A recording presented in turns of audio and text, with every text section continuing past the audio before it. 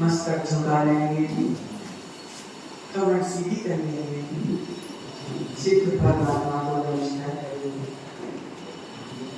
ओम नमः सिद्धेभ्यः।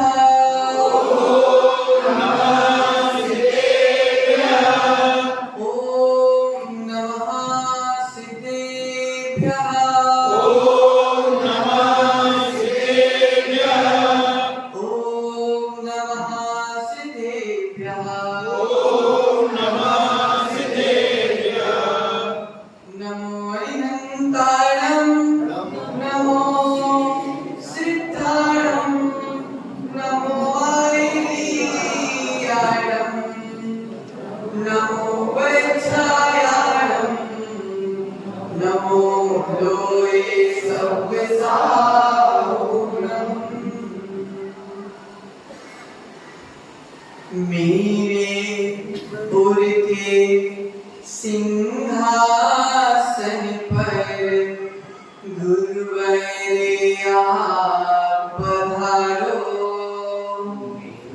मैं जिन्हें वाणी वाचन करता, प्रतिभा मेरी बढ़ाओ। इस भव से गुरु पारे उतरने आप ही एक सहारा। जग में सच्चे लगते हैं ये मुनिवर, ये मुनिवर, ये गुरुवर विभव सागर। जग में सच्चे लगते हैं ये ऋषिवर, ये गुरुवर मेरे भगवन विभव सागर, विभव सागर। अनंत अनंत सिद्ध परमेश्वरी भगवान की जय हो। जय बोलिए देवादिदेव 1008 श्री श्रेयांसनाथ भगवान की जय हो। जय बोलिए देवादिदेव 1008 शीतलनाथ भगवान की जय हो। जय बोलिए 24 तीर्थंकर भगवान की जय हो। जय बोलिए गुरुनाम गुरुदेव गणाचार्य गुरुदेव की विराट सागर जी महाराज की जय हो। जय बोलिए वर्तमान पट्टाचार्य आचार्य भगवत गुरुवर विशुद्ध सागर जी महाराज की जय हो। जय बोलिए मम दीक्षा गुरुवर आचार्य भगवत विभव सागर जी महाराज की जय हो। अहिंसा में विश्व जय हो। श्री सागर महाराज की जय हो। सागर महाराज की जय हो।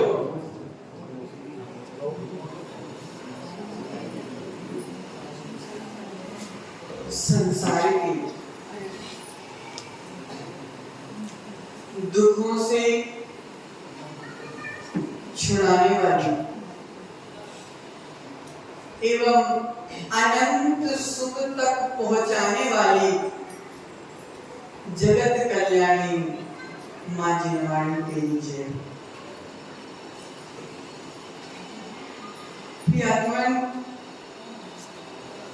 12वें भावनाओं की सत्र में आज अपन असुचि भावना के विषय में कुछ जानने का, समझने का एवं आचरण करने का प्रयास करेंगे। पूर्व में हमने जाना कि जीव अपने शुभ परिणामों के कारण स्वर्ग आदि मनुष्य आदि गति को प्राप्त करता है। जीव अपने अशुभ उपयोग के कारण तिर्यंच नरक आदि दुखों को प्राप्त, गति को प्राप्त करता है एवं जीव अपने शुद्ध उपयोग के कारण सिद्धत्व अवस्था को प्राप्त करके अनंत सुख का भोग करता है। रेणसार में आचार्य भगवंत कुंद महाराज ने एक गाथा के माध्यम से बताया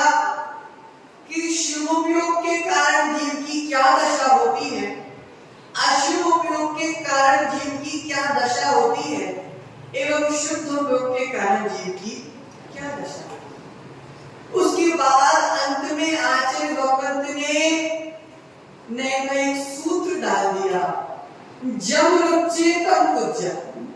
क्या सूत्र है? जब रुचे तब कुज्जा। हमने आपको बता दिया कि शुभ उपयोग के कारण क्या दशा होगी, अशुभ उपयोग के कारण क्या दशा होगी और शुद्ध उपयोग के कारण क्या दशा होगी। अब जब रुचा तब कुज्जा, आपको जो रुचि आपकी, क्या आपको जो रुचि आप कीजिए। आपको ऑप्शन दे दिए मनोज भाई, अब कौन सा ऑप्शन आपको स्वीकार करना है वह आपके विवेक के ऊपर निर्भर है। वर्तमान में व्यक्ति इतना बेईमान हो चुका है, इतना बेईमान हो चुका है माता, व्यक्ति वर्तमान का इतना बेईमान हो चुका है, पहले पैसे खर्च कर कर भगवान की मूर्ति बैठा।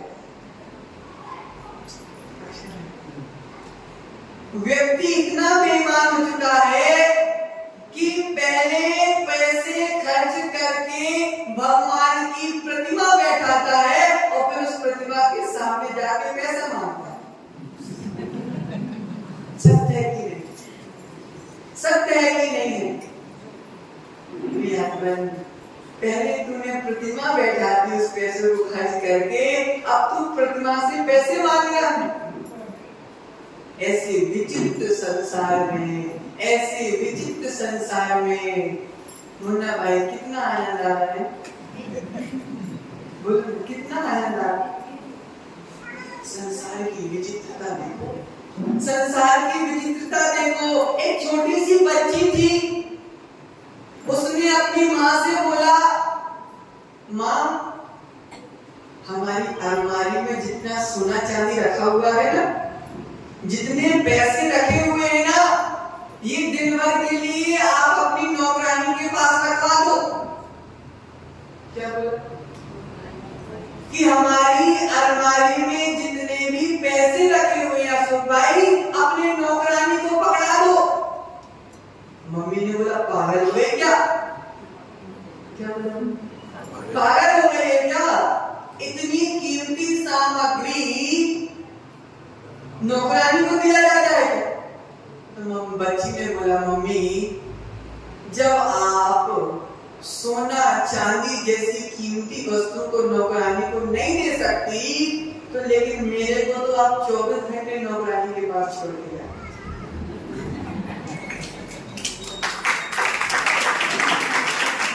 क्या बोला प्रसन्न भाई? कि आज आप अगर संपत्ति सोना चांदी नौकर को नहीं दे सकते, तो आप अपनी चैतन्य संपत्ति अपनी संतान को नौकरों के भरोसे कैसे छोड़ सकते हैं? लेकिन आजकल की माताएं इतनी स्टैंडर्ड की माताएं हो गई है, संतान को अगर नौकरानी के भरोसे छोड़ दोगे, संतान को नौकरानी खिला देगी, पिला देगी, नहला देगी, सुला देगी, लेकिन अगर संस्कारों की बात आएगी तो संतान को मां ही संस्कार दे सकती है, नौकरानी संस्कार नहीं दे सकती। संसार की विचित्रता। उपयोग तो परिणति का विषय है, जैसी परिणति होगी वैसा उपयोग हमारा खुद है। आत्मा की 3 परिणति बताई, शुभ, अशुभ और शुद्ध। आत्मा का ज्ञान दर्शन, आत्मा का ज्ञान दर्शन जब विषय कषायों से दूर होकर तीर्थंकरों की आराधना में, पंच परमेष्टि की आराधना में, स्तोत्र पाठों में, जिनवाणी के वाचन में लग जाता है, तब हमारा उपयोग शुरू हुआ करता है। जब हमारा ज्ञान दर्शन विषय कषायों में लीन हो जाता है, तब हमारा उपयोग अशुभ उपयोग चलता है। लेकिन जब हमारा ज्ञान दर्शन रत्नत्रय की शुद्धता में लीन हो जाता है, जब हमारा शुद्ध उपयोग चलता है।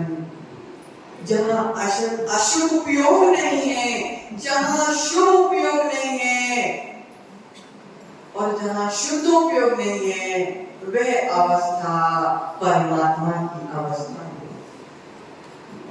आज चर्चा किस भावना की करना है? अशुचि भावना। अशुचि का अर्थ क्या है? अशुद्ध,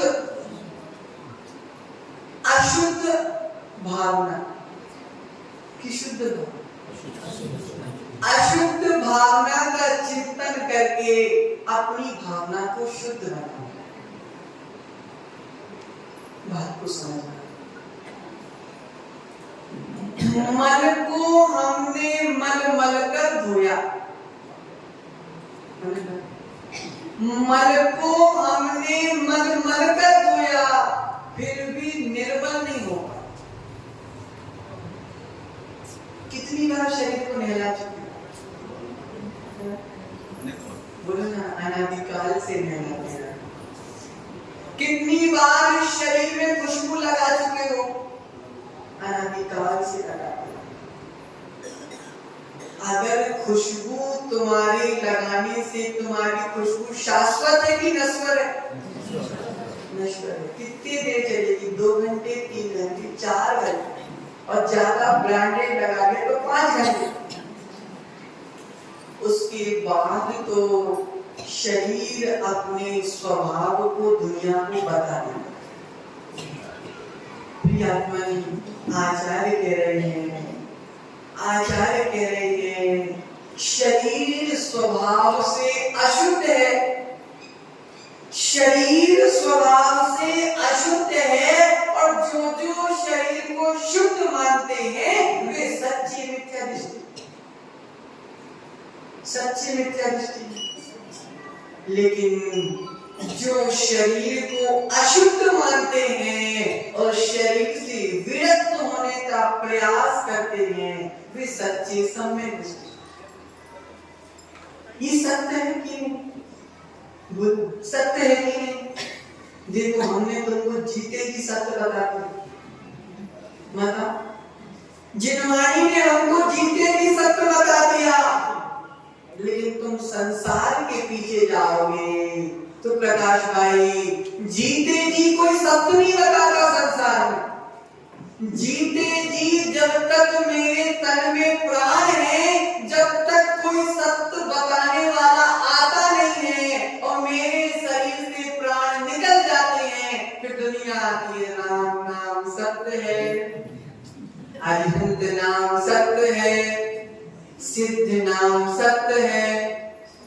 ये अरिहंत का नाम सत्य है, सिद्ध का नाम सत्य है, राम का नाम सत्य है। अगर ये हमने जीते जी जान लिया होता तो आज मैं संसारियों के बीच में कानों में घूम रहा होता।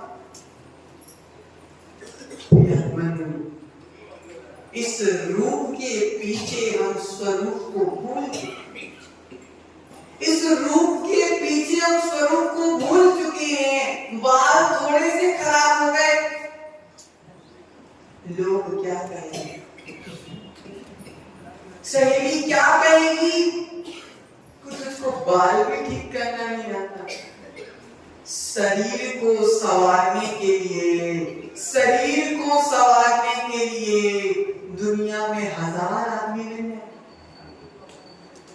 शरीर को संवारने के लिए, शरीर को सजाने के लिए, शरीर को सुंदर करने के लिए 1000 आदमी मिल जाएंगे, लेकिन अगर अपनी आत्मा को सजाना है, अपनी आत्मा को संवारना है, अपनी आत्मा को सुंदर बनाना है, तो आदमी की आवश्यकता नहीं है, भगवान की वाणी जिनवाणी की आवश्यकता। प्रिय आत्मन, सिकंदर ने पूरे राज्यों को जीत लिया। सिकंदर ने लड़कर अपनी दम पर पूरे राज्यों को जीत लिया, और जब राज्य जीत के घर पहुंचा तो बीमार हो गया। अब इतना बीमार हो गया कि जीवन बचना मुश्किल लगने लगा।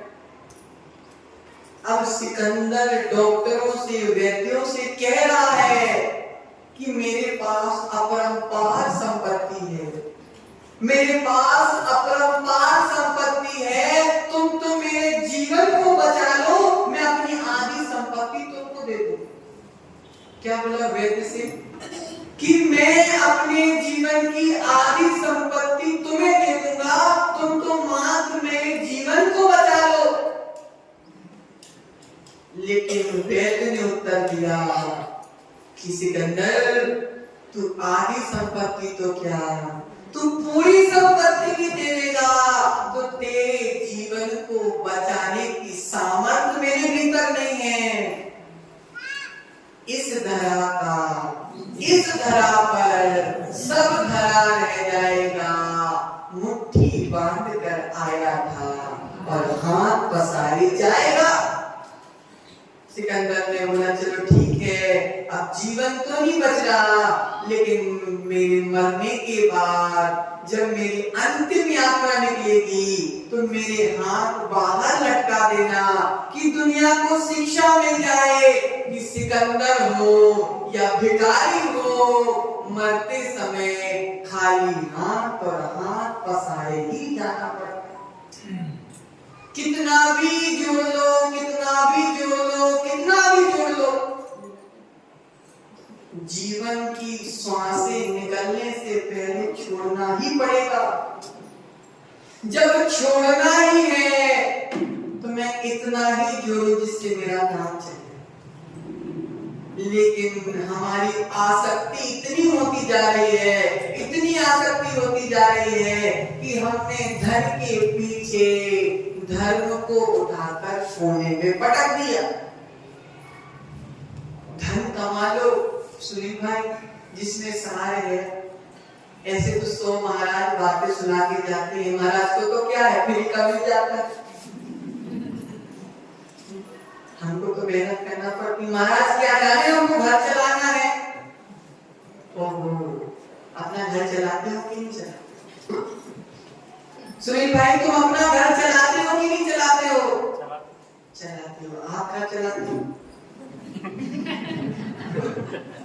आप घर चलाते हो। मुन्ना भाई, सुनील भाई कह रहे हैं हम घर चलाते हैं।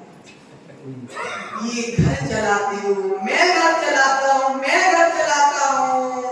ये मैं के पीछे तुम बकरी बनकर संसार में घूम रहे, क्योंकि तुमने अपने आप को कर्ता माना हुआ। मैं अपनी पत्नी का घर चला रहा हूँ, मैं अपने बच्चों को पाल रहा हूँ, मैं अपने घर परिवार को पाल रहा हूँ। यह सोच तुमको अनादिकाल से भटका रही है। जिस दिन तुम्हारी सोच हो जाएगी कि मैं तो मात्र निमित्त हूँ, पत्नी का भाग पत्नी के साथ, बच्चों का भाग बच्चों के साथ, मेरा भाग मेरे साथ, मैं मात्र निमित्त हूँ। सुनील भाई, उस दिन से तुम्हारी भगवान बनने की तैयारी प्रारंभ हो जाए। ये मैंने के पीछे मैंने अनंत काल चूल्हे में डाल दी।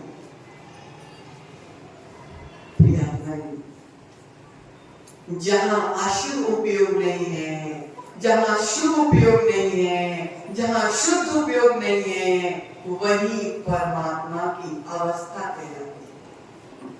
चर्चा किसकी चल रही? पूछ लीजिए, क्योंकि क्या है, एक बार एक महाराज प्रवचन कर रहे थे और सामने कुछ महिलाएं बैठी थी। वो अच्छे सपने देख रही थी। सपने कैसे देखे जाते हैं बोलो ना? सोते सोते देखते। तो महाराज ने बोला, पाप करने से नरक जाया जाता है, पुण्य करने से स्वर्ग जाया जाता है। हमारा ने पूछा, कहाँ जाना है दादी तुमको? नरक जाना है कि स्वर्ग जाना है? दादी ने बोला, देखो नरक तो तुम चले जाओ, स्वर्ग की टिकट हमने पहले कटा ली। कैसे कटा ली? अरे स्वर्गों में जो आनंद है वो आनंद तो मुझे आपके प्रवचन में रोज आता है। उन्होंने बोला क्या हो गया? कहने लगे मुझे एक बीमारी है। कौन सी बीमारी? वो बीमारी मैंने दुनिया में चेक करा ली लेकिन वो बीमारी ठीक नहीं हुई। वो बीमारी आपके प्रवचन में आकर ठीक हो गई। महाराज ने पूछा कौन सी बीमारी दादी? मैंने तो कोई दवाई नहीं दी। उन्होंने बोला मुझे नींद ना आने की बीमारी थी और अभी भी नींद आती नहीं है लेकिन आपके प्रवचन में आके मेरी बीमारी तो जड़ से ठीक हो जाती है। ये नींद की बीमारी, ये नींद की बीमारी, ये हार्ट की बीमारी, ये शरीर की बीमारी तो दुनिया में डॉक्टर ठीक कर सकता है लेकिन जन्म जरा और मृत्यु का जो रोग अनादिकाल से लगा है वह अगर ठीक होगा तो ये जिनवाही के चरणों में आकर ही ठीक होगा। उसका पुण्य था कि उसकी नींद की बीमारी ठीक हो गई लेकिन हम नींद की बीमारी नहीं प्रदेश भाई, हम तो जन्म जरा मृत्यु का रोग मिटाने के लिए यहाँ पे आए। मान लो तो हार है और ठान लो तो जीत। मान लो तो हार है और ठान लो तो जीत है। महाराज बनना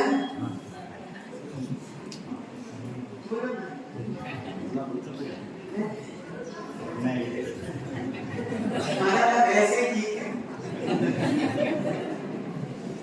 मान लो तो हार है और ठान लो तो जीत है। ठान के तो देखो जब तक हम ये विचार करते रहेंगे हमारी बस की नहीं है, हमारे बस की नहीं है, हमारे बस की नहीं है, जब तक तुम अपने जीवन में आगे नहीं बढ़ सकते। और अगर तुमने ठान लिया कि बस की हो या ना हो लेकिन मुझे करना है, उस दिन तुम्हारा मनोबल बढ़ जाएगा और सफलता तुम्हारे पास आना प्रारंभ हो जाएगी। दिव्य चाम चादर मणि हार पिंजरा दे भीतर यासम जगत में और नहीं। कितना सुंदर शरीर, कितना सुंदर शरीर। भीतर से देख लोगे तो स्वयं के शरीर से घृणा हो जाएगी। क्या भरा है शरीर में? अमृत। क्या भरा है माता शरीर में? मांस, खून, पीप, मल, मूत्र, इसी से बना कि नहीं बना शरीर? कितना सुंदर है शरीर। तो मल ही मल से भरा हुआ है, शरीर ही एक मल है। लेकिन आचार्य कह रहे हैं कूड़े कचरे के माध्यम से किसान खेत में अच्छी फसल उगा लेता है। कूड़े कचरे के माध्यम से किसान खेत में अच्छी फसल उगा लेता है। उसी प्रकार ये शरीर मल का पिंड है जो जीव पुरुषार्थ करता है। वह इस मल के पिंड की सहायता लेकर केवल ज्ञानी बनने वाली फसल उगा लेता है। साधना किससे की जाती है? शरीर की। पाप किससे किया जाता है? शरीर के माध्यम से। शरीर की एक प्रवृत्ति मोक्ष के पास लेकर जा रही है और शरीर की एक प्रवृत्ति हमको नरक के पास ले जाएगी। प्रवृत्ति शरीर की है लेकिन शुभ प्रवृत्ति आत्मा का कल्याण करती है और अशुद्ध प्रवृत्ति आत्मा का पतन करती है। शरीर तो स्वभाव से ही अशुचि है, अपवित्र है, लेकिन ध्यान रखना आचार्य कह रहे हैं, पंछी भाई आचार्य कह रहे हैं इस चमड़ी में कितनी भी दवाई लगा देना, लेकिन ये चमड़ी कभी चमकदार होने वाली नहीं। क्या? चमड़ी में कितनी भी दवाई लगा देना, लेकिन ये कभी चमकदार होने वाली नहीं है, क्योंकि स्वभाव से विपरीत कोई चल नहीं सकता। शरीर स्वभाव से विपरीत कोई चल नहीं सकता। शरीर का स्वभाव ही अशुद्ध है। तुम कितना भी नहलाने धुलाने का प्रयास करो, ये शुद्ध होने वाला नहीं। इस शरीर के राग में हमने क्या नहीं किया? कौन सी क्रीम पाउडर नहीं लगाई, कौन सा परफ्यूम डिओ नहीं लगाया, लेकिन क्या शरीर को खुशबूदार बना पाए क्या? भाई, गिलास को, किसी गिलास, कांच की गिलास को गिरने में समय नहीं लगता, फूटने में समय नहीं लगता। यूं गिरी और यूं फूटी। आचार्य कह रहे हैं कांच की गिलास को टूटने में समय नहीं लगता, शरीर से प्राण निकलने में समय नहीं लगता। शरीर से प्राण निकलने में समय नहीं लगता। अनेकों उदाहरण हैं। रात को सोए थे तो सोते रहे। अनेकों उदाहरण हैं। दुकान में बैठकर धंधा कर रहे थे, पूरा धंधा वही हो गया। आचार्य कह रहे हैं जब तक शरीर में दम है, जब तक शरीर तुम्हारा काम कर रहा है, जब तक रत्नत्रय की साधना कर लो, नहीं तो फिर जब बुढ़ापा आ जाएगा, ना हाथ हिलाने की शक्ति, ना पांव हिलाने की शक्ति, और बेटा बेटा बेटा बेटा करके प्राण निकल जाएगा। मुझे बेटा बेटा करके नहीं मरना। जितने भी बूढ़े बैठे हुए हैं, सबसे कहना है सत्य बताएं तो जीवन बहुत कम बचा हुआ है। सत्य बताएं तो जीवन बहुत कम बचा हुआ है। कौन सी श्वास मेरी अंतिम श्वास हो जाए, किसी ने श्वासों पर रजिस्ट्री तो नहीं करा ली। लेकिन आचार्य कह रहे हैं कि सावधान हो जा, सावधान हो जा। जब तक तेरा शरीर काम कर रहा है, जब तक इसको भोगों में ना लगा के प्रभु की भक्ति में लगा दे, रत्नत्रय धारण करने में लगा दे, थोड़ा टाइम तो तू धर्म कर ले। इतना तूने पाप किया, इतना तूने पाप किया, लेकिन थोड़ा धर्म कर ले, जिससे तेरा मनुष्य बनना सार्थक हो जाए। नहीं तो क्या है अरुण भाई, अनंत जीव आ गए, अनंत जीव मर गए, ना कुछ लेकर आए थे, ना कुछ लेकर जाएंगे। अरुण भाई क्या साथ में लेके जाना? कुछ भी नहीं लेके जाना है। लेकिन जिनवाणी कह रही है नश्वर संपत्ति नहीं, मुझे तो रत्नत्रय रूपी शाश्वत संपत्ति को लेकर जाना है। कौन सी संपत्ति? शाश्वत संपत्ति, जिसका नाश कभी होने वाला नहीं। समझ जाओ, समय के पूर्व अगर समझ गए तो सफल हो जाएंगे, लेकिन अगर समय से पहले नहीं समझे तो संसार में वापस आएंगे। जितने कुत्ते बिल्ली घूम रहे हैं ना तुम्हारे रोडों पे, घूम रहे कि घूम रहे?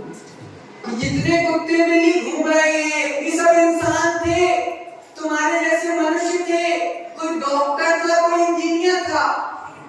इन्होंने अपने जीवन में सब कुछ किया, इन्होंने अपने जीवन में अनंत सब कुछ किया, अनंत बार किया, सब कुछ किया, बस धर्म नहीं किया। सब कुछ किया लेकिन धर्म नहीं किया। इसलिए जिस मनुष्य पर्याय से भगवान बना जाता है, उसी पर्याय को प्राप्त करके कुत्ता बिल्ली बन गए। अब जिस तुम्हारा क्या होना है? चिंतन करो। पर्याय तो प्राप्त हो गई है, अब भगवान बनने की तैयारी करना है कि अरे भाई संकल्प ले लो, मैं ऐसा आचरण नहीं करूंगा जिससे मेरी गति खराब हो जाए। मनोज भाई, मुझे मनुष्य पर्याय प्राप्त हुई है, तिर्यंची बनने के लिए प्राप्त हुई है क्या? बोलो ना। आचार्य कह रहे हैं, जिनवाणी कह रही है, माता ध्यान से सुनो, मुझे ये मनुष्य पर्याय तिर्यंची बनने के लिए प्राप्त नहीं हुई है। मुझे ये मनुष्य पर्याय तिर्यंची बनने के लिए प्राप्त नहीं हुई है। मुझे ये मनुष्य पर्याय तीर्थंकर बनने के लिए प्राप्त है। मोक्ष क्या बनना है? भगवान बनना है, भगवान बनना है, भगवान बनना है।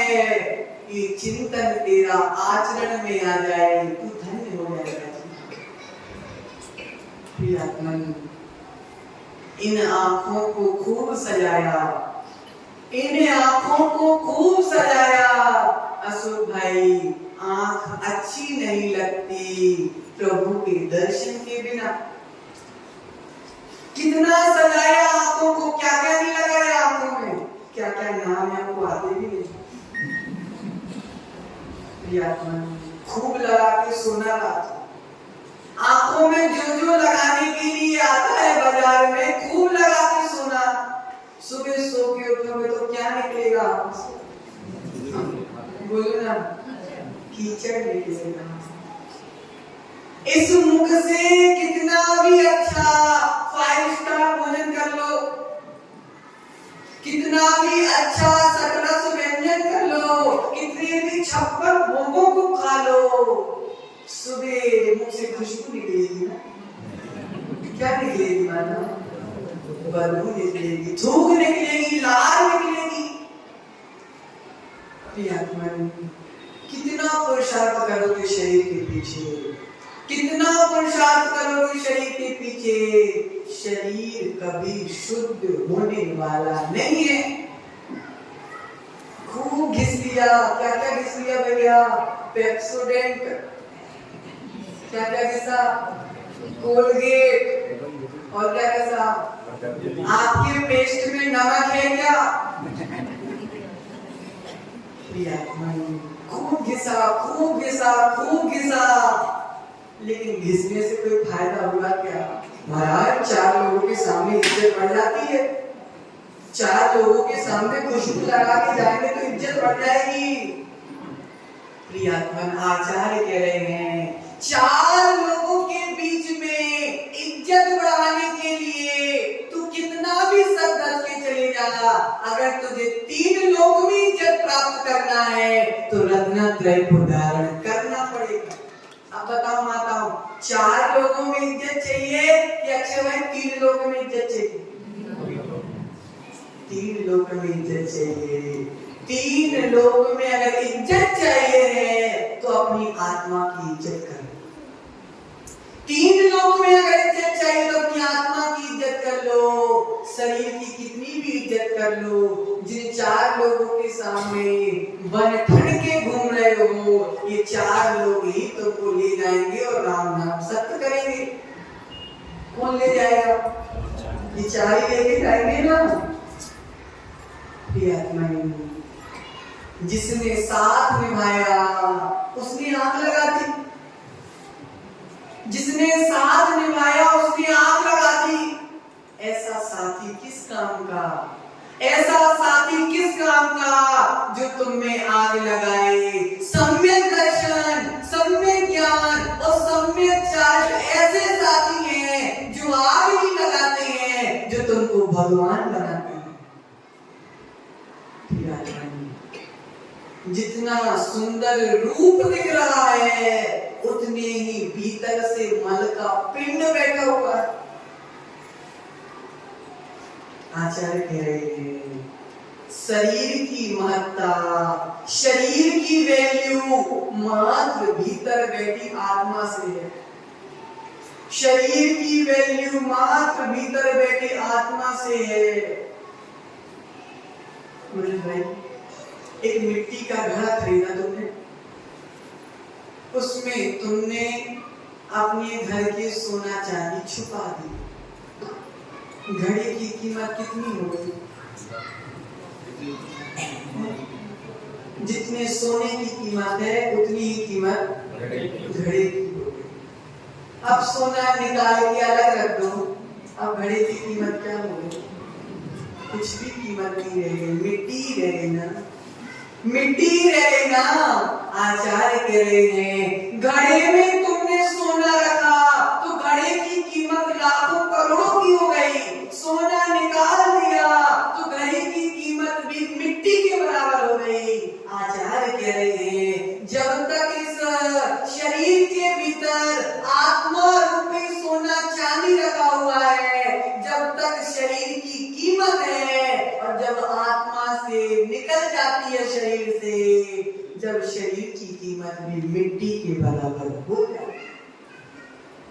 प्रियात्मन, इज्जत शरीर की नहीं है, इज्जत तो भीतर बैठी भगवान आत्मा की है, जो निश्चय से शुद्ध है, ज्ञान दर्शन स्वरूपी है।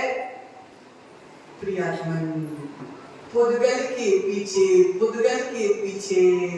आत्मा को ठुकरा दिया हम, पुद्गल के पीछे आत्मा को ठुकरा दिया हमने, लेकिन पुद्गल को ठुकरा कर आत्मा को अपनाया होता तो आत्मा तुम्हारी आज परमात्मा बन गई होती। उपयोग करो, इस शरीर का उपयोग करो, रत्ना त्रय के पालन करने में उपयोग करो। पापों में तो अनादि काल से देखो, पहले हमने पैसों के लिए शरीर झोंक दिया, फिर शरीर के लिए पैसे झोंक दिए, कुछ हाथ आने वाला नहीं है।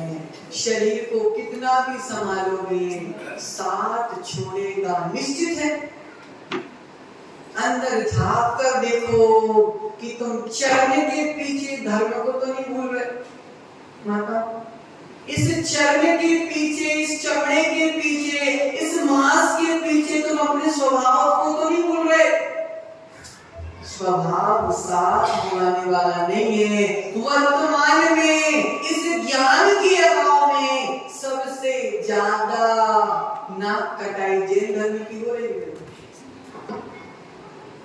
बच्चियां रूप देख देख कर भाग रही हैं, रूप देख देख करके भाग रही है। सुंदर चेहरा, सुंदर चेहरा, भीतर से भी सुंदर हो जरूरी नहीं।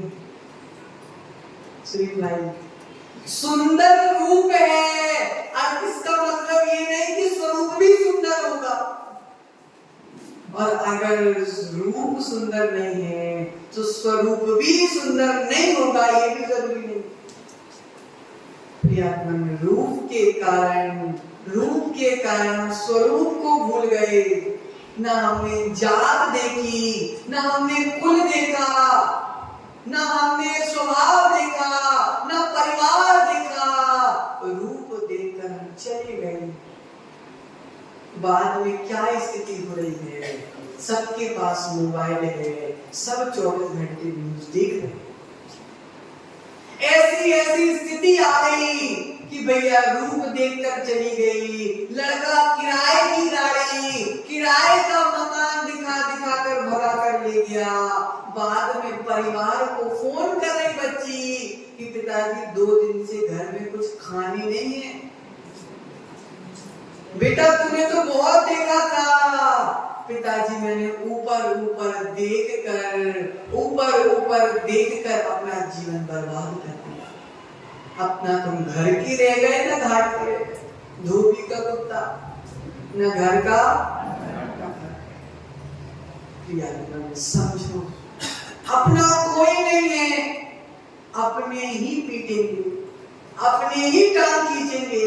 एक बार सोने और लोहे के बीच में चर्चा होने लगी। किसके बीच में? सोने और लोहे के बीच में। सोने ने बोला कि अरे लोहे पिटता है तो इतना चिल्लाता क्यों? क्या पूछा? क्यों रे सोने, तू इतना पिटता है तो चिल्लाता क्यों है? देख मैं भी तो पिटता हूं लेकिन मैं चिल्लाता नहीं।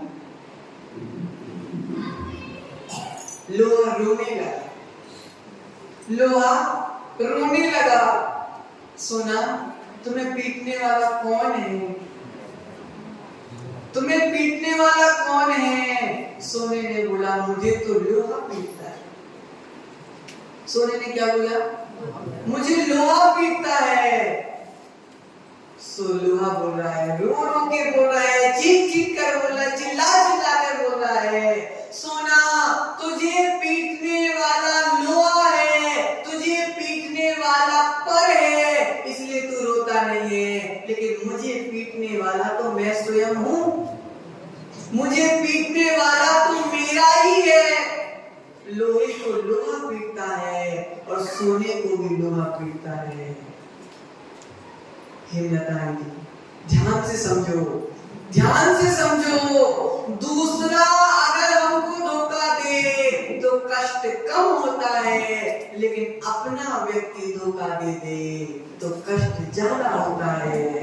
ये कोई अपने नहीं है, न जुगनू अपना है न जुगनू के पापा अपने, न जुगनू अपना है न जुगनू के पापा है, सब संयोग है। एक दिन सबका वियोग होना निश्चित है, इसलिए वियोग होने से पहले अपने स्वभाव को पहचान जा।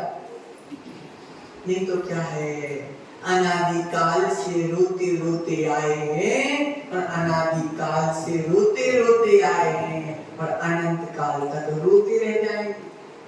आंसू पोंछने वाला कोई नहीं है, ऊपरी दिखावा करने वाले हजार हैं, लेकिन आत्मा की बात सुनाने वाले मात्र वर्तमान में हमारे दिगंबर संत हैं, जो हमारे जीवन को नर से नारायण बनाने के लिए प्रयास कर रहे हैं, स्वयं भी प्रयास कर रहे हैं और तुमको भी प्रयास करने की प्रेरणा दे रहे हैं।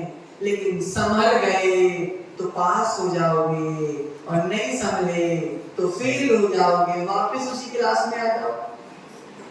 अक्षय भाई, समझ गए तो पास हो जाओगे और नहीं समझे तो फेल हो जाओगे, वापस उसी क्लास में आ जाओगे, वापस संसार के चक्कर लगाने आ जाओ।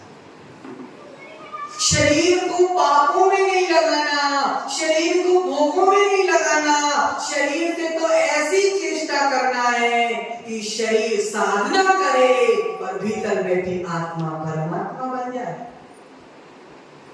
आत्मा क्या कह रहे छेड़ाला में, कितने नवद्वार बह रहे हैं, शरीर से इतने मल के द्वार बह रहे हैं, आंख नाक कान छे मल मूत्र मुंह जान, ये नवद्वार कहे जिनवाणी, तू जिनवाणी से मान।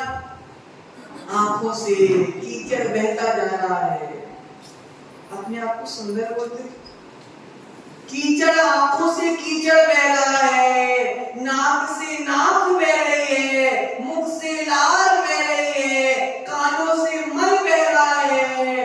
कितना भी ईयरबड घुमा लो, कितनी भी ईयरबड घुमा लो, 2 दिन 4 दिन 5 दिन फिर जो की क्यों मैल उसमें जम जाता है। पूरे शरीर में क्या भरा है प्रसून भाई? मल और मूत्र भरा हुआ है। जिस मल मूत्र को तुम देख कर मुख सुकोड़ लेते हो, तुम क्या सुकोड़ रहे हो? तुम्हारे शरीर में भी तो भरा है। यहाँ अगर गंदगी पड़ी हो तो साड़ी से ऐसे नाम ढाल के निकलते, सत्य कि नहीं माता? तुम्हारे शरीर में क्या भरा हुआ? हीरा मोती क्या भरा है तुम्हारे शरीर में? वही मल मूत्र तो भरा हुआ है। अपना अपना स्वभाव कोई छोड़ता नहीं है, शरीर स्वभाव से अशुद्ध है, कभी अपना स्वभाव छोड़ने वाला नहीं है। प्रिय समझो, पवित्र से पवित्र वस्तु भी इस शरीर के संपर्क में आती है तो अशुद्ध हो जाती है। धुले धुलाए कपड़े पहने तुमने, अगले दिन फिर से क्यों धोना पड़ता? बोलो ना रानू माँ, बोलो बोलो ना। आज तुमने साड़ी पहनी धुली धुलाई, कल फिर से क्यों धोया तुमने साड़ी को? बदबू मारने लगी, अशुद्ध हो गई। अरे कल तो धोई थी, कैसे अशुद्ध हो? अशुद्ध के संपर्क में शुद्ध भी अशुद्ध हो जाता, अशुद्ध के संपर्क में शुद्ध भी अशुद्ध हो जाता है। कितनी भी सोने के कपड़े पहन लो, शरीर में चले गए, जब शरीर से उतारोगे तो अशुद्ध हो जाएंगे, क्योंकि शरीर का स्वभाव ही अशुद्ध है। द्रव्य मोक्ष, द्रव्य का प्रभाव द्रव्य पर पड़ता है, द्रव्य का प्रभाव द्रव्य पर पड़ता है। शरीर भी द्रव्य है, साड़ी भी द्रव्य है, कपड़े भी द्रव्य है। जब दोनों का संपर्क होता है तो अशुद्धि से दूसरी वस्तु में भी अशुद्धि पहुंच। ये हमें अपवित्र शरीर से राग नहीं करना, इस अपवित्र शरीर से राग नहीं करना, हमें तो इसके भीतर बैठी आत्मा से अनुराग करना है। तभी हम जाकर कहीं ना कहीं अज्ञानी अवस्था से निकलकर ज्ञानी बनकर केवल ज्ञानी बने। प्रियतम, जिस दिन तेरी देह मिट्टी में मिल जाएगी, जिस दिन तेरी देह मिट्टी में मिल जाएगी, उसके ऊपर घास उग जाएगी, वो भी गाय चल के चली जाएगी। प्रियतम, समझो, नश्वरता को समझो। एक बार क्या हुआ, कीचड़ और चंदन के बीच में लड़ाई हो गई। किसके बीच में लड़ाई हो गई? कीचड़ और चंदन के बीच में लड़ाई हो गई। अब लड़ाई हो गई तो फैसला करने वाले जैसे अपने यहाँ पे सेठ जी है ना, अमृतलाल जी, ऐसे लड़ाई सुलझाने के लिए कोई ना कोई जज होना चाहिए। अब जज बनाए तो किसको जज बनाए? सेठ जी सुन रहे कि नहीं सुन रहे? आज पीछे बैठे हुए हैं, देखो सेठ होके भी पीछे बैठे हुए हो, ऐसे परिणामों को बारंबार प्रणाम। महाराज सिखा के गए थे ना कि देव शास्त्र गुरु के चरणों में ना हम सेठ हैं ना हम नीचे हैं, हम सब देव शास्त्र गुरु के एक साथ भक्ति करने वाले पुजारी। तो मेंढक नहीं, चंदन और कीचड़ के बीच में लड़ाई हो गई, तो दोनों का निर्णय करने के लिए मेंढक को जज बनाया गया। किसको जज बनाया गया? मेंढक को जज बनाया गया। मेंढक से पूछा कि भैया बताओ, शीतल कौन है, चंदन शीतल है कि कीचड़ शीतल है? क्या बोला मेंढक से कि भैया तुम निर्णय करो कि चंदन शीतल है कि कीचड़ शीतल है। मनोज भाई, मेंढक क्या बोलेगा? कीचड़ शीतल है। मेंढक ने बोला चंदन का तो पता नहीं, लेकिन मेरे हिसाब से तो कीचड़ से शीतल दुनिया में कोई नहीं, क्योंकि जिसने अपना जीवन कीचड़ में जिया हो, जिसने अपना जीवन कीचड़ में जिया हो, वह क्या जाने चंदन का स्वाद, वे क्या जाने चंदन की अनुभूति। उसी प्रकार हम भी ये संसारिक भोगों के कीचड़ में पड़े हुए, हम भी ये राग द्वेष के कीचड़ में पड़े हुए हैं, ये पाप कषायों के कीचड़ में पड़े हुए हैं। कीचड़ वाला क्या जाने चंदन का स्वाद, कीचड़ में रहने वाला मुन्ना भाई क्या जाने चंदन का अनुभव।